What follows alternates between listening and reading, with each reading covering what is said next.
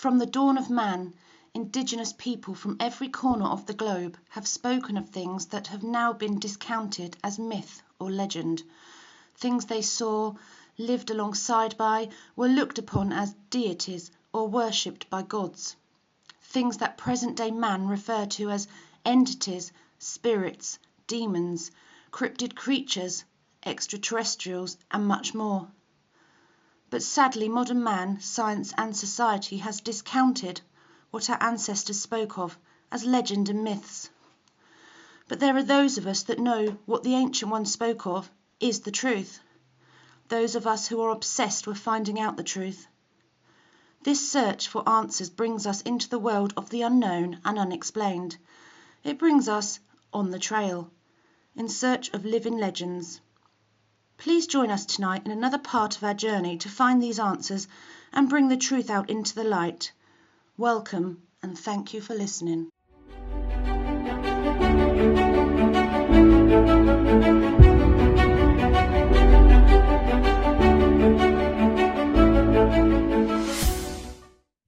Hey, good evening, everybody. Welcome to another edition of On the Trail in Search of Living Legends. This is going to be Season 7, Episode 7. It's going to be a great episode tonight. We've got a great guest for you. Nick, what do we got on tap for tonight? Oh, yeah. Al, pronounce your last name for me. I don't want to mispronounce it. Santariga. Al Santariga. And before we get into Al, today is February 2nd, 2025. I'm telling you, the past year just flew by. But in reference to Al sent a little bio, and I'm going to tell you guys, it would take me about a good 10 minutes to give you the background on this man. Let's just get it down to a shorty intro here. Al has done it all. I mean, he's an investigator, he's an experiencer, he's a researcher into cryptozoology, he's a UFOologist, and the paranormal. He's a paranormal investigator. Al has certain personal powers, I'd like to say, in that which he uses in his investigations. I mean, he's very sensitive to things, and he can pick things up when he is out there, on the field doing a field investigation. We're very, very happy to have Al here tonight. Absolutely. Yeah. So welcome aboard, Al. Thank you, Nick. Thank you very much. The pleasure is all mine. It's an honor to be here, guys, and I look forward to tonight's show. I hope I do you plenty justice. I have Let's confidence. jump right into it. When did you first realize that you had, certain special abilities? Honestly, Nick, I always had gut feelings my whole life. I always, my gut would say do this or don't do that, and I always did. Every now and then I'll roll the dice and go against my gut, but most of the time I knew at a young age. I just felt stuff. As far as any special gifts, I don't really like to claim that I'm have any special gifts. When I go out on an investigation, I can't use my gifts like most psychics can. My gifts have to use me. They'll come to me. Right. I'll hear a little voice in my head that says, touch this wall. I touch this wall, and then the voice will say, okay, touch that door, and I'll touch a door, and then in the image in my mind's eye, I'll get like a movie of something. And then what I'll do is I'll go and I'll research what I've seen. And 9 out of 10 times it usually comes, what I'm seeing is something like for an example, we were doing a house upstate, and not a house, it was a museum. And I didn't know anything about the museum. I just went in cold. I don't like to do any research before I go to anything. I don't want to know anything. I just want to experience it. And at one point I touched this wall and the door, and I got the image of the Underground Railroad. And then I went to the woman who ran the facility, and I said, was this house ever used as an Underground Railroad? And she's like, yeah, how did you know? And I was like, she goes, because it's not documented in any documentation in the town. It's just, kind of stuff that we know in-house. And I was like, I just had this feeling, I seen this image in my mind's eye the place being used as an underground railroad, and she was blown away by that. And there was a woman there who was a world-renowned psychic, and we were having the same experiences in a bunch of different rooms. One room I walked in, and it felt like I was on a boat. I was going like this, and I was like, whoa, this is weird. Wow. And I'm standing at the end of the room, and this woman who came down, who's the world-renowned psychic, she did the same thing when she walked through the room, like she was on a boat. And then we had a conversation about that. And then there was another room upstairs where I felt like there were children in this room, like giggling and laughing to my right, but you couldn't see anything. And she went in there and she came out and she said, "Did you hear the kids in the corner laughing?" And I was like, "Yeah." She goes, and then she was telling me that I'm a psychic, and I'm like, I don't like to claim I'm a psychic. Like I said, I'll go places and I'll smell a scent like cigar or rose petals or something, or I'll taste something in my mouth, But like I said, I can't do it. It just has to come to me. And that's right. And then all of this stuff kind of falls into place. But I don't like to claim that I have any kind of psychic abilities, because even though every psychic under the sun that I know says I do, I just can't go to some place and read the location. Like my team psychic, she can read the location through me over the phone in Arkansas. She's 5th generation. She's Native American. She says I'm a conduit. All I have to do is call her from a location, and she'll start spitting stuff out. Boom, boom, boom, boom, boom, boom, boom. She'll blow your mind. And as a matter of fact, just the other day, I ran into some woman who was asking me for directions. I gave her directions. I go to shake her hand, and she says, "Oh my God, she just got like an electrical charge go through her, And I didn't feel any like static electricity or anything. I was just giving her direct. And she said, "You're a psychic, right?" And I was like, I don't like to claim anything, but thank you. I mean, but then she started reading. She was doing like palm reading. Like I didn't, I'm from New York. I don't really believe in palm readers and tarot cards and all that stuff. I've never went to a psychic. I've never did any of that stuff. Even my team psychic that I've used now for 12 years, I've never had her read me at all. And this woman is reading my hand, my goddamn hand. And she's telling me my family history. She was blowing my mind. We're sitting there at a gas pump. You know what I mean? I just gave her directions, and she told me about my grandfather, who I'm named after, my mother, who had psychic abilities, and all kinds of stuff. She just went right down the line, and I was like, whoa, this is insane.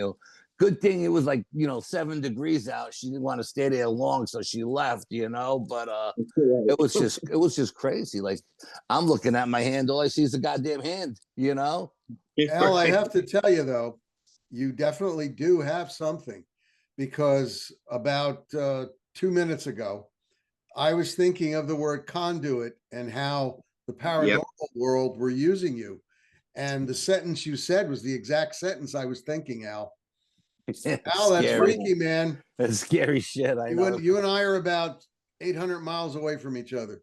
I mean, coincidence? I think not. No, I mean, I'm talking about the entire sentence. Yeah. I go over this filming. I'm going to call Jay up, and I'm going to go over it with him and tell him the exact sentence and everything. I think maybe the paranormal world is using you as a conduit in order to put their story out there, to tell, what's going on. That's probably what is going on with you in reference to paranormal anyway. Yeah. I mean, I don't know. I mean, I just do what I do. I'm happiest when I'm out in the field investigating. It doesn't matter whether it's cryptids, UFOs. Isn't that fun? I mean, that's a lot of fun. That's when I'm happiest, and crazy stuff happens to me every time I go out. It doesn't matter where I go or who I'm with. The last 4 times I've gone out, I went out with my cousin. He's only 20 years old, and he's a psychic. I didn't know. My psychic told me he was a psychic, and he's experienced.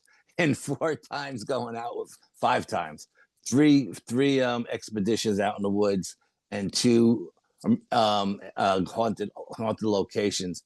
In those 5 times, he's experienced a lifetime of stuff that most people will never experience, And just, I mean, of course, he's hooked now. You know, he can't stop going out. He just loves to go out now. You know. You're right. Oh, Right. give And us a little bit about what you've done with cryptids out there. Anything you've seen? Any oh God, investigations? I've seen Bigfoots. I've got 5 different locations that I research here in the Hudson Valley, strictly for Bigfoots. They're there. They're Each clan is there at a different time of the year, more or less. You know, maybe you'll get a crossover where one's still there for a couple of weeks and then it leaves and someone else is coming in. Um, I've got a couple of photos. One photo I didn't even, well, actually 2 photos I didn't even know I had. Somebody, I put up my stuff up on Facebook, and some guy out in California found the photos and sent it to me. And when he did, I thought it was photoshopped. You know, it's like, oh, this is bullshit. You know.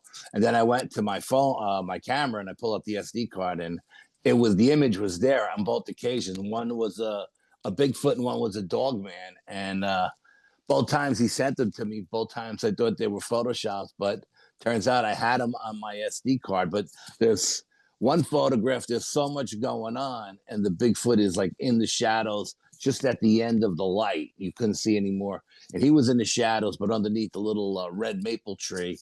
Um, and so no one was looking that far deep into the photograph because there was so much stuff going on in the middle of the photograph, you know. We had done a Native American ceremony, and I was doing pictures in a 360 all night long. And all night long, I was getting nothing. And after we did the Native American ceremony, there was hundreds of orbs in the photos, different colors with all kinds of faces in it. So you know, we got our evidence review, and we got all the pictures up on a 60-inch screen TV. And there's 8 guys in the room, and we're all looking at the orbs. No one even seen the Bigfoot underneath the red maple tree in the shadows, you know?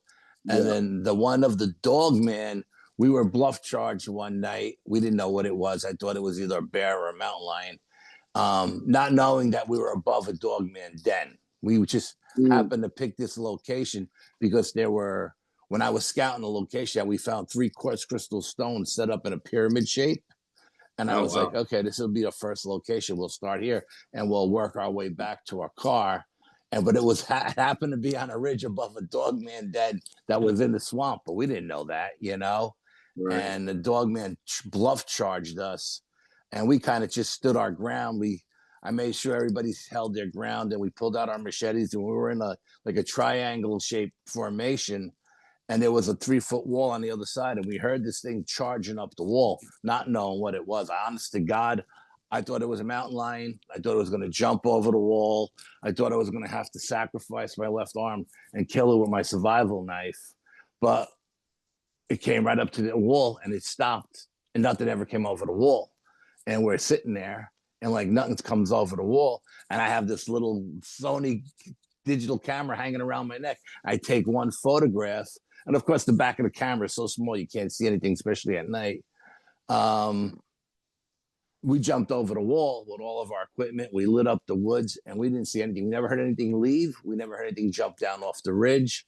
But like a couple of months later, this guy from California said, you know, you got a Dogman on the other side of that wall checking you guys out.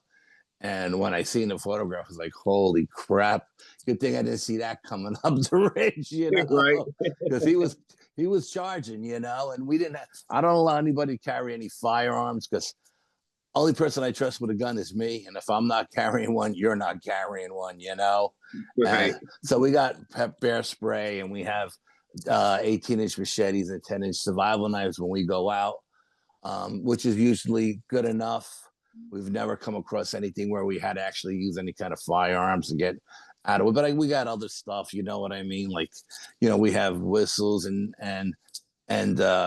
horns, air horns, and you have flares, all kinds of stuff that you may need in any certain situation, especially if you're dealing with a creature like a Dogman, you know what I mean? You want to put fire between you and him, you know? And so it's just all kinds of stuff we carry with us. And so, you know, it's just, and I have another photograph of Bigfoot up on top of a mountain.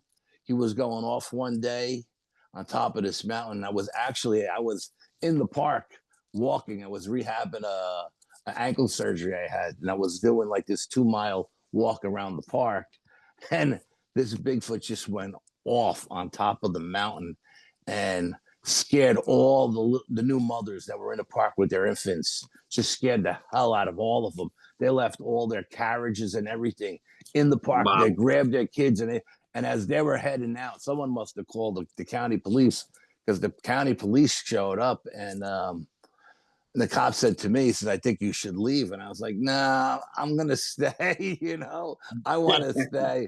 And he goes, "Well, I wouldn't walk over that way if I was you." I go, "Nah, I'm going to go over that way because I want to get some photographs, you know." And I just happened to be taking pictures of the whole mountain range. And when we blew him up, we actually caught the image of the Bigfoot up on top of the hill, just standing like behind. He was like in between two trees.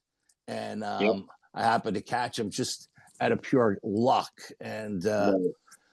so that opened up another can of worms at that location. But I mean, you know, it's all kinds. I've seen the Bigfoots on the parkway on a giant rock after a rain. I was stuck in traffic, and I look up at it was underneath the power line cut. Okay. And it had rained that morning, and there was this huge rock up on the hill. And I look up there, and there's a Bigfoot sunning himself. And I don't know if he was up there sunning himself to dry off after the rain, or if he was just looking at the construction on the parkway, because they were doing construction on the parkway. Right. And I was like, "Oh crap, I got to turn around and go back there." But I couldn't, because they had that divider blocked off. That's where they were doing the construction. So when I got back there like a week later, and I thought this rock wasn't that big, you know, I thought it maybe was the size of a Volkswagen Bug. But when Yep. I got up, because the Bigfoot kind of took up the whole rock, you know. But when I got Yeah. up there, this rock was humongous. It had to be, I'm going to say, it had to be minimum of 15 feet long and 8 feet wide.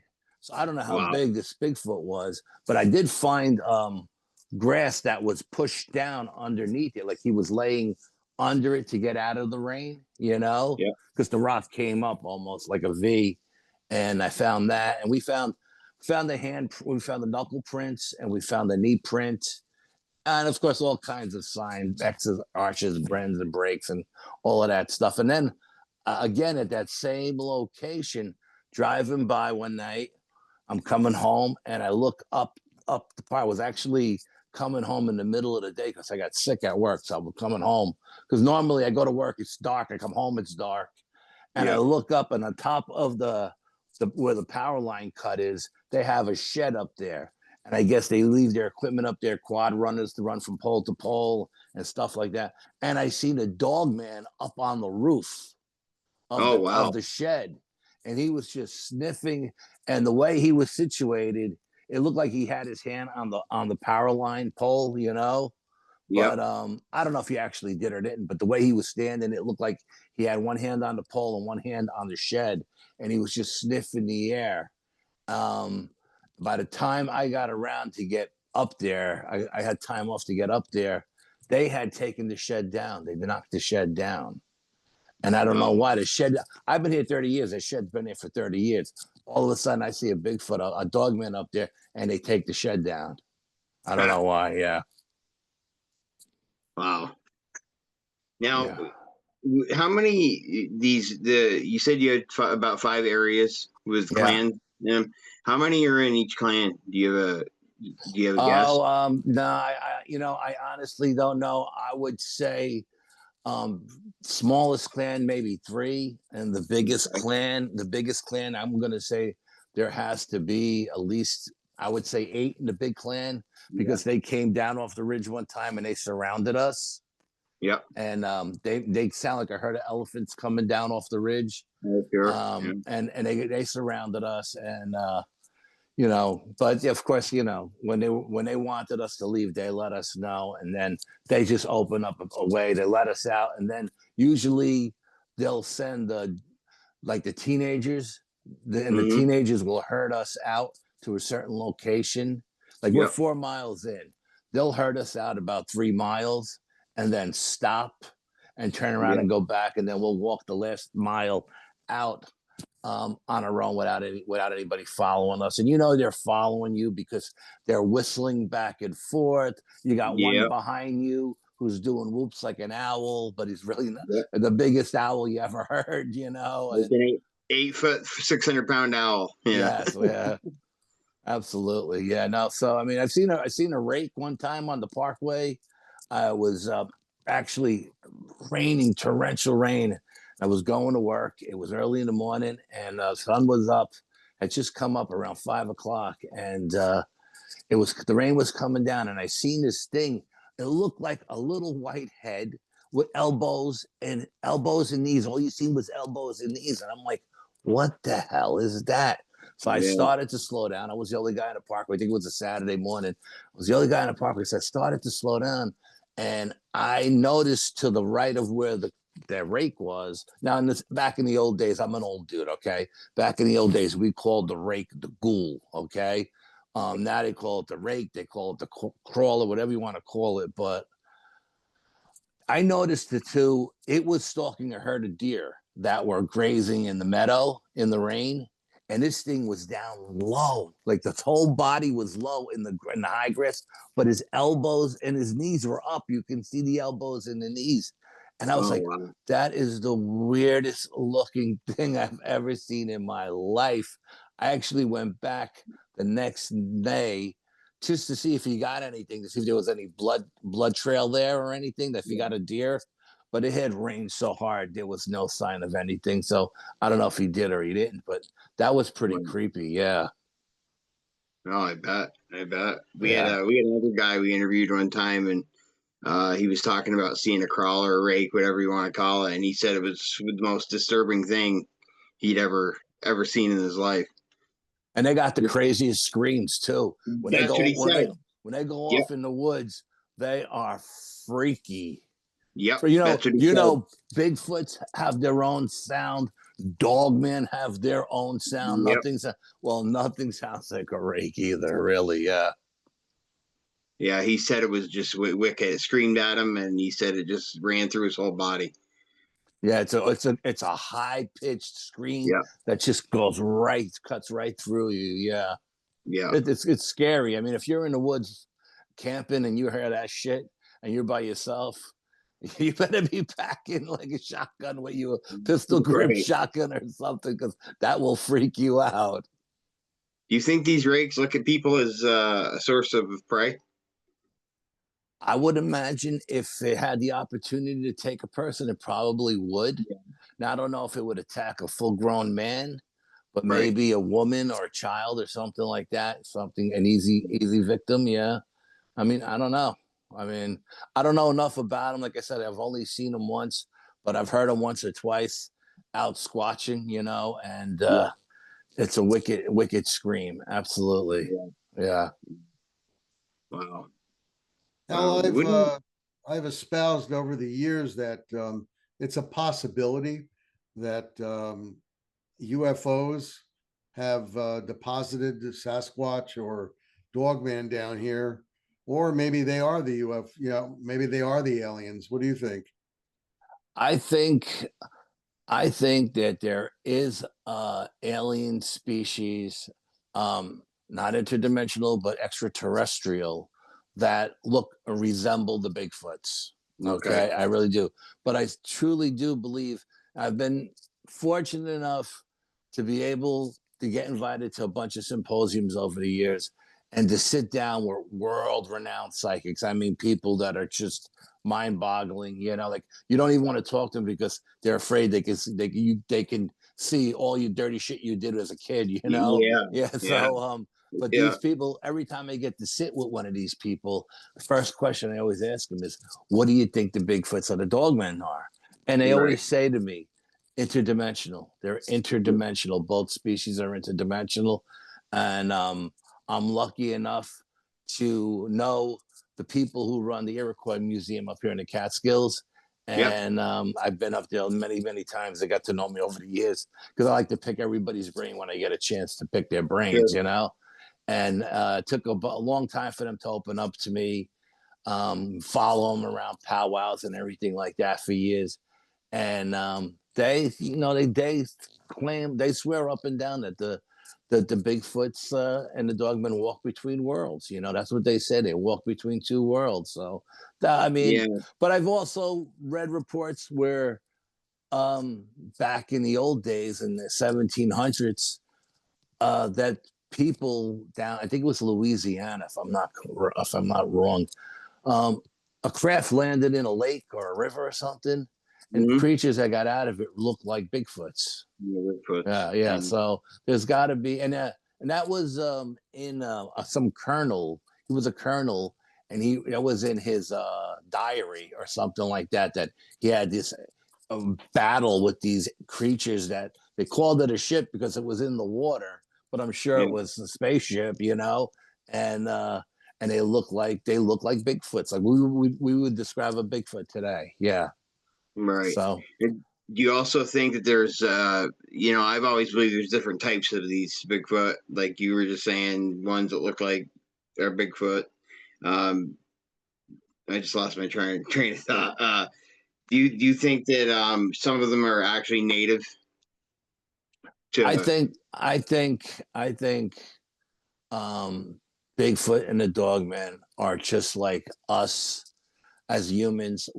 You know, there's a lot of different humans on this planet that look different between the Right. Chinese and the black, but we're all humans, and I think it's the same thing Yeah. with them. I think there are different, for lack of a better definition, breeds of them, you know, Yeah. but I they're agree. all related, you know. They may Yeah. not look exactly alike 100%, but they're all related. And I think, again, it's just one man's opinion, don't kill me on this, I think that they do have human DNA in them, you know. Yeah.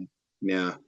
And what are You know, your I agree. thoughts? You know what I mean? I'd love to hear your guys' thoughts I on that. agree with you because what I've seen up here, you know, like you said, they all look a little bit different, but from what my experiences up here with my sightings, you know, are totally different than what Stacy and I witnessed in North Carolina.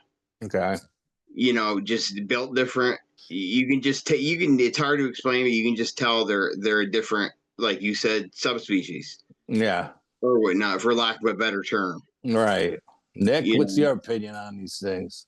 You know how Bigfoot can disappear?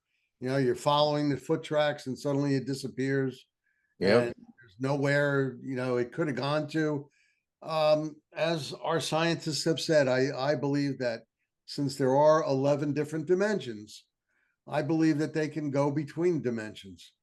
I Okay. think they're from a different dimension. Yeah, I I don't agree mean with that. Yeah. as in UFO aliens, but No, not extraterrestrial, interdimensional. I Absolutely. just think they travel the dimensions. Yeah, I kind of think Dogman the same thing because I agree. on a lot of field investigations that I've been out on, and I'm talking about different states.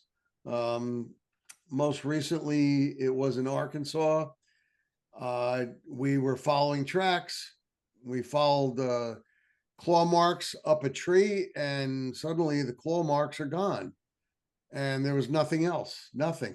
So I'm thinking that it's possible. Squatch and Dogman, same thing. Maybe they can travel the different dimensions and go back to where they came from.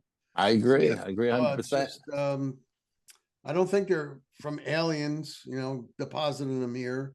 I mean, it's No, I something to don't think think so. about. I mean, anything is plausible, you know what I mean? Anything's But yeah, possible, but yeah, you know, it's something to think about. And the more answers we find, and more questions we bring up, you know, yeah. And you know what? It always baffles me, like when you're following these tracks and it just a trackway just ends, or there's just one footprint. One footprint. Where did Yeah. it go? You know, and I hear these people, some people say, oh, it jumped up onto the tree and it swung from tree to tree, or it walked backwards in the prints that it did, or it hopped from rock to rock. Like, no, that's not what No. happened. You know what I mean? Because if you're following it and it's coming backwards towards you, I think you would run across it at some point.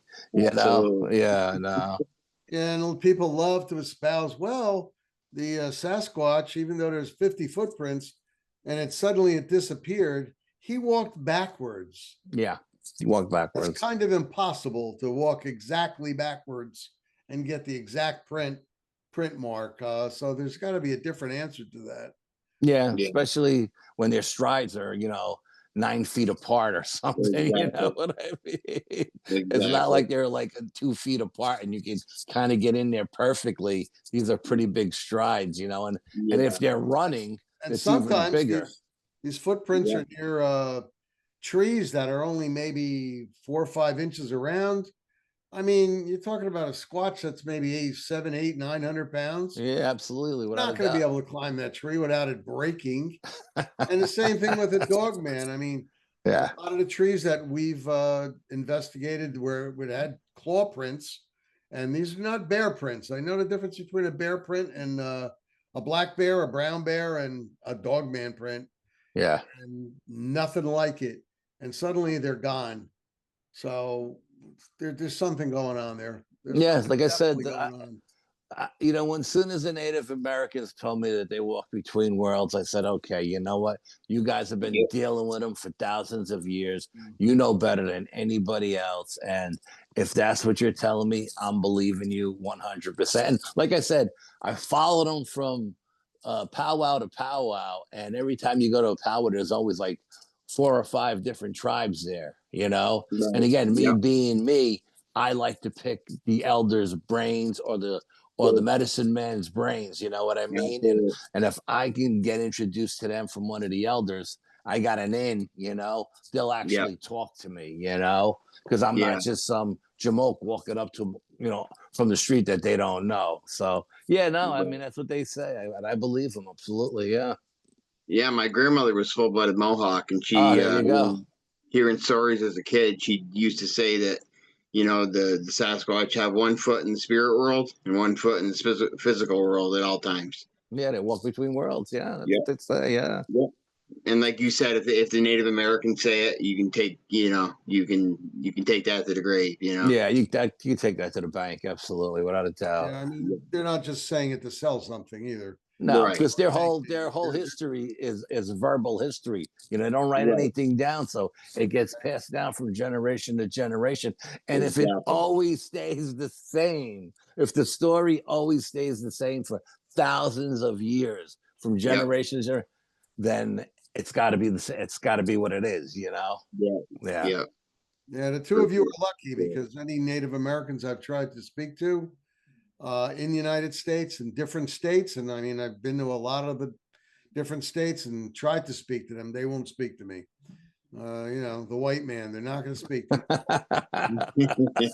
But since Jay's part Native American, it's easier for him. Yeah. Like I said, I was very lucky. I put in a lot of time and effort going to the museum and following the powwows around, and they just took a liking to me. I guess they liked my energy or whatever it was, That's what it was. Yeah, your energy. Yeah, without a doubt. Now, have you ever had any experience with reptilians of any sort? No, God forbid. No. Don't wish that shit on me, man. Absolutely not. I've had two near abduction experiences, and both times it was with the Greys. One time it was with the tall Greys, one time it was with the short Greys. But no reptilians, not yet. Okay. Yeah. Now, while I generally these days do cryptozoology only, I mean, I still dabble in UFOlogy, the paranormal, and the like. But I have to say that I'm put a connection between the reptilians and the men in black. So there you go. You have UFOlogy and a little bit of cryptozoology, because it seems like if you go way back and really investigate it out and look through newspaper reports and such, you'll see that these men in black sort of sometimes appear to be like reptilians. Yeah, I'm sure. I'm sure the men in black are some sort of alien investigation, special ops team or something. You know what I mean? Because everybody says they they don't act and are like a normal person. I don't move normally and stuff like that. I mean, so I've had an experience. I call them the Men in Black. I had an experience with two special. I'm gonna say let's call them special op guys because that's what they look like, special ops guys. But I called them the Men in Black when I originally had it. I was investigating an area. I was doing some Dogmen research in an area, and having a lot of success. And one day I got pulled over on the Parkway. Police car just dropped out of the sky. I don't know where it came from. It was a park police here in New York. The park police have the green and white cars, and pulled me over at an old abandoned ski resort. Nobody there, just me and this cop car. Made me go behind a gravel mountain because they were doing work on the Parkway. I go behind this gravel mountain, and they get on the loudspeaker and they say, "Okay, shut the car off. Throw the keys on the passenger side floor, leave your seatbelt on, and put your hands on the steering wheel." And I'm like, what the F is going on? And these two monsters get out of this car, and they look like, Arnold Schwarzenegger, both of these guys. And neither one of them got close enough to the car or put their hands on my car, because I said if they put their hands on my car, I can get their fingerprints, Yeah. And I said, I seen the cop car, like the parks police car. Because a lot of people here in New York don't realize that the park police are state police, and they could pull you over on the Parkway. But I know that, so I'm smart enough to know that they're parked. They could pull you over. And I said, "Can I see some ID?" And they pulled out these badges that they had on, but the badges didn't match the cars. So the red flag goes up. So I said, "Well, can I see some other kind of ID, like, photo ID?" And they go, "You want to see our ID?" And they both showed me their guns. And I was like, "Oh, that's a good ID." I got it now. And they were like, they started screaming at me from both sides of the car. "You think you know what's going on in those woods? Stay out of my woods. Don't ever come in my woods again. As a matter of fact, I don't even want you going to the park for a picnic with your family." And they started spitting out names of people and addresses and all kinds of stuff that they were going to do to me that was so vile that but I knew that these people had the ability to do what they're saying they were going to do, And I was like, "Hey, listen, whatever you want, you got. I don't need to go into the woods and investigate anything. I could, And then I was doing up here in Red Hook, New York. I was doing every month a UFO meeting, and actually wanted. And a couple of times we thought we had some undercover people in there. We thought we were being watched. And as they were leaving, after they had me, I thought, hand to God, I thought they were going to whack me and throw the gun in the car and make it look like a suicide, because I felt like I was getting whacked. I was like, this feels like a hit. That's what it felt like to me. I'm in the middle of the Parkway. There's behind this giant mountain of stone. No one can see us here. You know what I mean? And I thought I can't do nothing because the doors are locked and I'm trapped in. I got my seatbelt on, so I can't even make a move on either one of these guys. And yet they're still staying like 4 feet away from the car, making sure they don't touch the car. And then one of them says to me as I'm leaving, he says, "By the way, what are you going to be talking about Thursday night?" That's when we had our meetings. And I go, "UFOs." He goes, "Smart man." I said, "Yeah, we're going to just keep it to UFOs for now on, And I stayed out of the woods. After that, I stayed out of the woods for like 2 years because these guys put the fear of God in me. And these two guys were not. And then for a month straight, every morning when I would go to work at a certain location, I would look in my rearview mirror and there would be a police car behind me. So I started leaving the house at different times, an hour earlier, an hour later, you know what I mean? And every time, it didn't matter when I left the house, whenever I passed this certain location, police car would pop, like a park police car or a state police car. Guys, I'll be right back. And I think they had my car bugged. You know what I mean?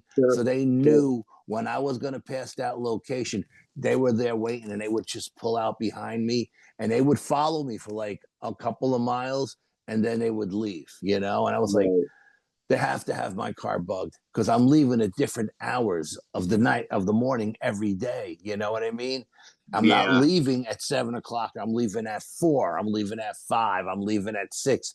And yet, whenever I pass this certain location, boom, they were there for like a month. And then they kind of went away. And like I said, I stayed out of the woods for like 2 years because, Jay, these dudes were not playing games. I don't know if they were working the same. I'm sure they were working the same location I was, and I was getting in their way. Yeah. My team were getting in their way by being there. I don't know what they were doing. I don't know if they were just tracking or if they were tracking and capturing. I don't know. All I know is these guys wanted me out of this location, and that was the end of it. And I was like, dude, no problem. I'll stick to ghost hunting and UFOs, and you could play in the woods all you want. Yeah. Because these dudes were screaming, stay out of my effing woods. You think you know what's going on there? You got no clue what's going on in there. And I was like, okay, I got no clue. You're right. I'm wrong. You're right. I just agree with him 100% on everything because I mean, it was bad enough the badges didn't match the car, but when he showed me their guns, I was like, oh, these guys are gonna whack me. I thought I was getting whacked. I really did. Were they DEC vehicles or park ranger? No, they were park police. It was a park police car, but whenever they for a month, it was a different kind of vehicle that would follow me. Every day was a different kind of vehicle. It was always a state vehicle, but it was always a different kind, whether it was a state trooper car, a parks police car, or a SUV, or environmental protection agency, something like that. There was always but it was always it was always a state vehicle, and it would come out at the same location. It would just pop up behind me and follow me for miles. Yeah. Wow. Yeah, no, I can't even tell you what they said to me over the air because that's how vile it was. Yeah. Wow. Yeah. Wow. So they meant business. Yeah, I don't know what they were doing at that location, but they were serious and they did not want me there anymore. And we were catching a lot of great evidence, as far as audio and tracks and stuff like that. We were really knocking it out of the park, but I guess we were stepping on their toes. Sure. Yeah. Sure. So shit happens, you do this shit long enough, you're going to step on somebody's toes, especially if you're dealing with the government. If you're going in state parks or federal parks, to do research, you're going to have to deal with these people at some point. Yeah, I went up to New Hampshire one year about 7 years ago to see a buddy, and he had a clan on his property, and we were going up and just see what kind of evidence we could gather and whatnot. Well, I stopped at a gas station before I even got to his house. There's a black SUV there. Guy gets out as I get out, comes over, and he said, "Oh, you're Jeremiah the Bigfoot guy." And I'm like, "Yeah, and who that for you?" He goes, I'm just a friend. I'm here to tell you, be careful what you say on the radio next week." No shit. And he tried to shake my hand. He goes, "That's all I wanted to say to you." But how the hell did he know that I was going to be at that gas station at that certain time? That's the kind of stuff that blows my mind. Yeah, absolutely. Without a doubt, they're tapping your phone and they're following you. Absolutely. Nick, have any experiences in any woods with federal agents of any sort?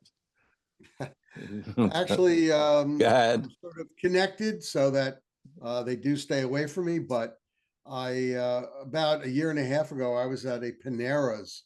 I don't know if you're familiar with that. Yeah, sure. Absolutely. And I was walking towards the back to go get a seat, and these two ladies, early 30s, I would say, very well dressed in business suits.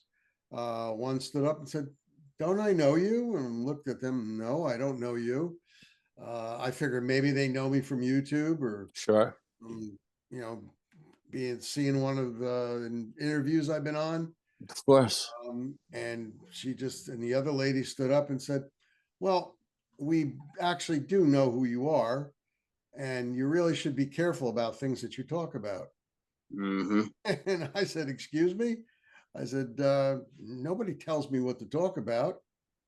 You know, I'm in a public place. I'm saying nobody tells me what to talk about, especially since I don't say anything wrong and I don't defame anybody. And I said, personally, I don't even curse, for crying out loud. Yeah. Who are you folks anyway? You know, and they just both sat down and my name got called and I went to go pick up my order. Went to pick up my order and they were gone. They were gone. They were Yeah. gone. We're out of there. Ghost. Telling me what Yep. to say. I mean, seriously? Oh, and that wasn't the first time something similar to that has happened, but it's only just like a verbal type of a warning. Yeah, Yeah. no, these guys they dropped the hammer on my ass. Yeah. Yeah, I did an evasion route for about a half hour after that, you know, like right-hand turns and stuff like that. And it was like, what the heck is this all about? Oh, yeah, it's crazy. Yeah, I mean, like I said, these people that just fall out of the sky on you, you know. Yeah. 1 minute you're just cruising along and there's nobody around, and the next minute they're right up your ass. I mean, like Yep. literally the car is so goddamn close, you think you're gonna have an accident, you know? Yeah. Yeah. yeah, they're trying to warn you. Yeah, that's just they accomplished what they wanted. They wanted me out of that location that I was investigating because they were there doing something, and their mission accomplished. I stayed out, you know. Oh, the Yeah. thing is, they don't want you to accidentally take a picture of something that you shouldn't be taking a picture of, you know, or finding out something you shouldn't be finding out, or they're doing something, or they're taking away something. That's a more important thing. Yeah. Right. I mean, look at LBL, you know, going back into the early 80s over there. That area where the tragedy happened, I mean, I've visited it several times since. The one in Tennessee, if you guys know what I'm talking about. Mm-hmm. That area has been bulldozed over. There are large berms, you know, in that area. The what do you call it? The electricity has been taken out. The water piping has been taken out. That whole area has been gone over. They planted trees so that you can't actually find the area. Sure. Absolutely. Yeah. Absolutely amazing. Let's talk about a different cryptid, the Mothman. Okay. Down in West Virginia, I went to go look at the areas where they used to keep the explosives, the dynamite, you know, TNT, and actually it's double fenced. You cannot get near that area. Absolutely cannot get near the area, and it's actually patrolled. Now, I haven't been there in about 2 years now, but it's actually patrolled. And I don't mean by these mall cop type guards. Cops, yeah. These guys are actually dressed in fatigues. They have the plates on, and they're actually carrying ARs, and they have sidearms. Yeah, and it's not just one or two. I mean, you know, they're driving around in 4-wheel drive vehicles, and there's several of them over there, you know, down there in West Virginia. So something's still going on down there. Now, why would they be guarding that area? You know, Yeah. Hasn't been ammo. There hasn't been ammo in there in 50, 70 years. You know what I mean? A long time. Yeah. So why are they still guarding that? Why all of a sudden two rows of fencing and armed guard patrolling 24/7? Yeah, absolutely. I mean, we tried to get in there and take a few photographs, and couldn't get past that first fence line at all. And exactly what happened was that they followed us. You know, they told us this is private property, no entering. And they actually, as we're going down the road, they're on the other side of the fence following us, making sure that we're gone. Yeah, and absolutely. I'm quite sure they were following us with their binoculars after they couldn't go any further. I mean, you know, something's going on out there. I had made the comment about a year and a half ago that in the next 3 years, we're going to find things out, you know, about the UFOs and things like that. And they did have a couple of congressional hearings I've seen. And maybe within the next year and a half, we'll find something else on. Anything coming out of MUFON about that, Al? I get all the MUFON monthly reports and everything, and I haven't seen anything regarding that lately. Last October, I did the Western Connecticut UFO conference, and I happened to be working with Mark D'Antonio from MUFON. Mm-hmm. Yeah. He's I went on before Mark, and me and Mark are friends. We go back years. We know each other. We actually did a show together on the Discovery Channel and all of that stuff. But we got together, we talked, and I picked his brain and everything. And Mark's a brilliant guy, and there wasn't any breaking news coming out of MUFON at that point. You know what I mean? So Yeah. I don't have a lot of faith on these congressional hearings and crap like that. The government is going to tell you what it wants to tell you and give you dribs and drabs. And I got to be honest with you, I'm a MUFON member and everything, but let's face it. Some of the stuff that we get out of MUFON, I'll be the first to admit it, is misinformation, and some of it is dribs and drabs of the truth, and then you have to filter all of that crap out and read between the lines. I mean, that they're going to give you enough to keep you interested, and then they're going to point you in a direction that they want you to go in. If you want to go left, they're going to point you right, or you know what I mean. So you have to take everything with a grain of salt. Like I said, I'm good friends with Mark. We go back many, many years, been to his home and all of that stuff. And and like I said, we had a great conversation, and he gave me some stuff. He told me some information about what's going on with NASA and the military that they're working on, and pretty impressive stuff, that these people are working on. It's just a matter of throwing enough money at this stuff to actually get it to work. Gotcha. Yeah. I don't really think we have a lot of the alien technology, because even our fastest jets are, our F-35s, they're not even as fast as some of the reports of these UFOs that have, skedaddled up to the side of a fighting Falcon or something like that, and just disappeared in the blink of an eye. Yeah. The hypersonic speed that they're flying at is just way beyond what we have. So way beyond our capacity. We captured any of the technology that they have. Well, I think we have their technology, but as Mark said to me, this was a great line. He said they've been reversing this technology for 70 years, right? I go, yeah, right. I'm not sure that they've gotten anywhere with it. Maybe dribs and dribs, right?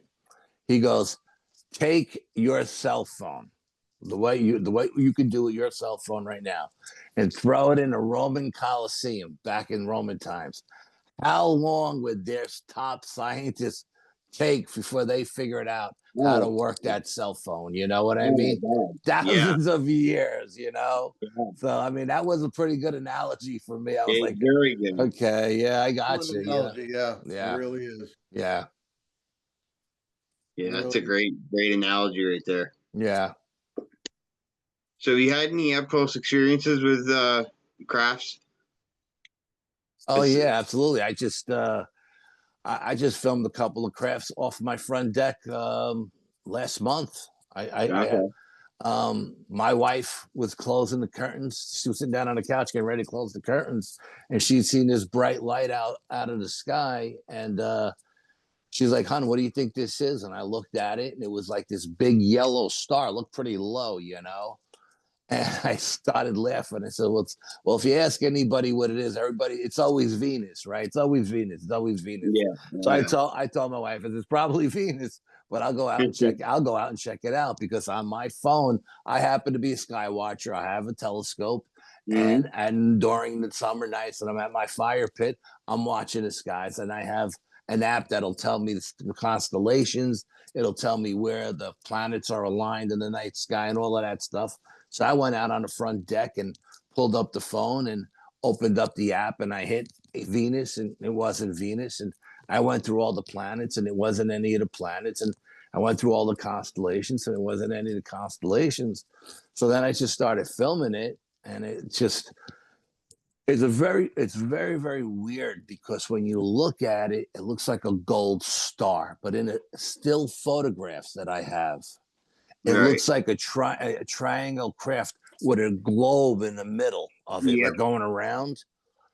But when you play the video back on your phone, and this is going to sound stupid, but I swear to God, it's a good analogy of it. When you look at it on your phone, when you play it back and you enlarge it, it looks like a germ underneath the microscope. And it's changing colors. And this happened for 3 weeks in a row. 3 weeks in a row, I kept coming back. And 3 weeks in a row, I kept filming it. And I think the second week I filmed it, I actually had all my high-tech stuff, because the first night I seen it, I had all my gear packed because we were going squatching the next day. So everything was in the car. But the second time, I had my 4K camera, my night vision, my thermal, my infrared, my full spectrum, and the craft wouldn't show up on thermal. You couldn't see it on thermal. It was invisible so it wasn't putting off any heat as we know it, but but it showed up on every other spectrum of light. And then, like the fourth time, I'd always seen it at night between, say, 6:30 and 7:30. Okay, and it was always on different nights. It never showed up the same time every week. Like, it didn't always show up at 7:00 on Thursday. It was Thursday this week, Wednesday that week, Tuesday that week. Then the last time I seen it, I'm going out 4:30 in the morning. I'm getting in the car to go to work, and a little voice in my head says, "Look up." And I look up, and there's this star craft, whatever you want to call it. And I was like so tired. I was just like, "Hey, how you doing? I'm too tired for this shit, And then again, the voice said, "No, this is important. Film this." Because how many times are you going to film the same thing? You know what I mean? And so I started filming it. And then the thought came to me, ask it a question. So telepathically, I said, "If you can see me, give me a sign." And it flashed. And I thought it was just a flash. But when I looked at it again on the video on my phone, it wasn't really a flash as we know a flash. It expanded like 10 times its size, and then it shrunk back down. Do you know what I mean? Yeah. And one of the nights it was out there, I had my wife come out with me. I pulled out my high-powered binoculars that I use when I go to the range, right? Because I can't see 300 yards downrange. I'm too fucking old. So I said to my wife, "Look at this thing. Tell me what you see through the high-powered binoculars." And she looked at it, and she said, "It looks like it's got tentacles hanging down." I was like, "What are you talking about?" Because I'm looking at it, my naked eye, it looks like a star, right? Sure. So I grabbed the binoculars and I look at it, and now the tentacles are this way, vertically. They're not horizontal. And I was like, they're horizontal, they're not vertical. And I was like, wow, it looks like a squid now. You know what I mean? And it looks different, like in every photograph, except for the videos. In the videos, it always looks round, like a little germ with different color lights going through it. Actually, it looks like it's putting off some energy around it, almost like a halo kind of thing going on. And I thought that was just incredible. We've done CE5s where we called crafts in, and we've done contact with like lasers or tactical flashlights where they flash back at us. But I never did anything where I actually asked it to acknowledge me telepathically, and it did, Yeah. But then the last time I seen it, I got a 1500 luma flashlight. It's a tactical flashlight. And I went out there with the flashlight, and I just put an SOS on it, right? And I just left this SOS on this craft for 5, maybe 10 minutes straight. It started to move in. And then as it got closer to me, it disappeared, and a Cessna airplane came out from behind it. I didn't hear the Cessna. I only seen it when the craft disappeared. But at the same time, I don't know if the aliens are putting an image of a Cessna in my head, Because Cessnas are like crop dusters. You can hear them a mile away. We have the local airport is not far from my house, and we get those Cessnas flying over all the time. Okay, Right. and I kept the SOS on this Cessna airplane as it flew north over my house, like it was going to Massachusetts, and it never did anything. And I swear to God, that whole night I was expecting either the sheriff or the state police to knock on the door to ask me what the hell was going on. But no one ever showed up. And I don't know what happened to that craft. I don't know if it moved out of the way and the plane came out from behind it, or if it turned into a plane. I just don't know. It just blew my mind, because 1 minute you didn't hear any plane, and then the next minute there was a Cessna coming at me. Just crazy, crazy crap. Maybe the flyers of the alien aircraft and the Cessna did not know Morse code. Simple as well, that's what somebody was telling me. I was talking to a friend of mine who's a pilot, and he said, believe it or not, a lot of these young guys that are flying nowadays, the small planes, they don't know what Morse code is. You know what I mean? So yeah. I guess I'm dating myself. You know.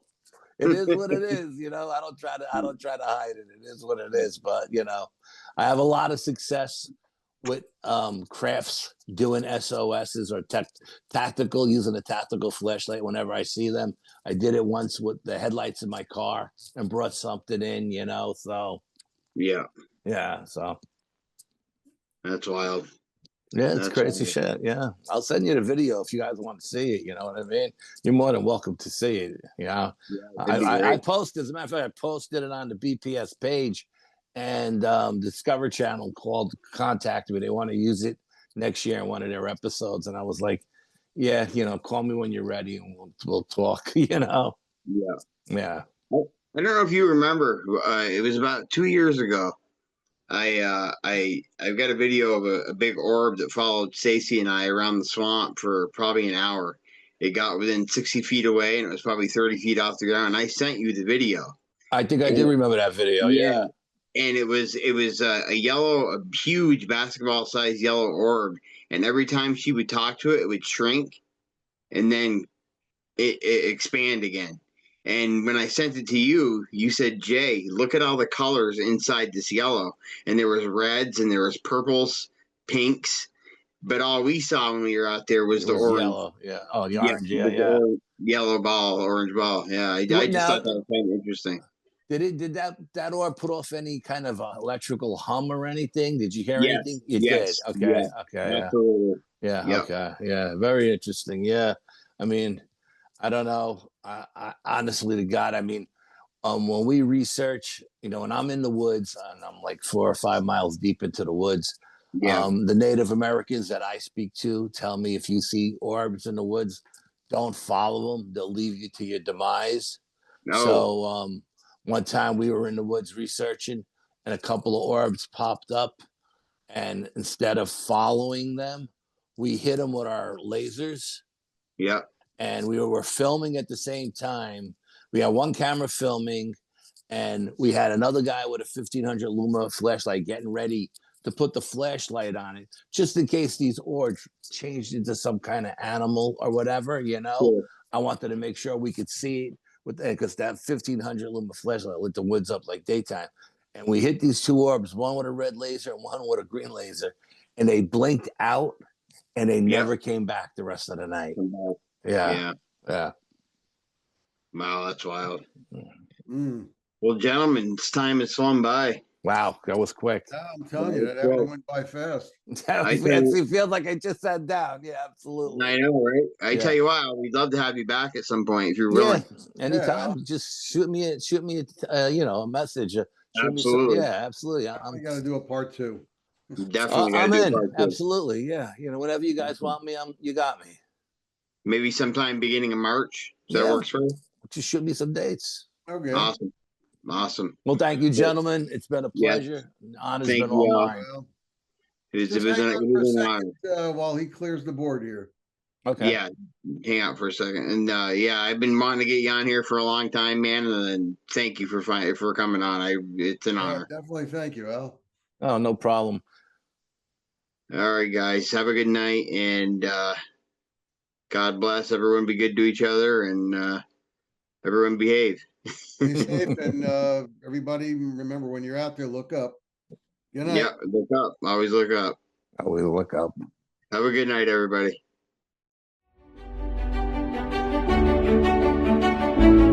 Thank you.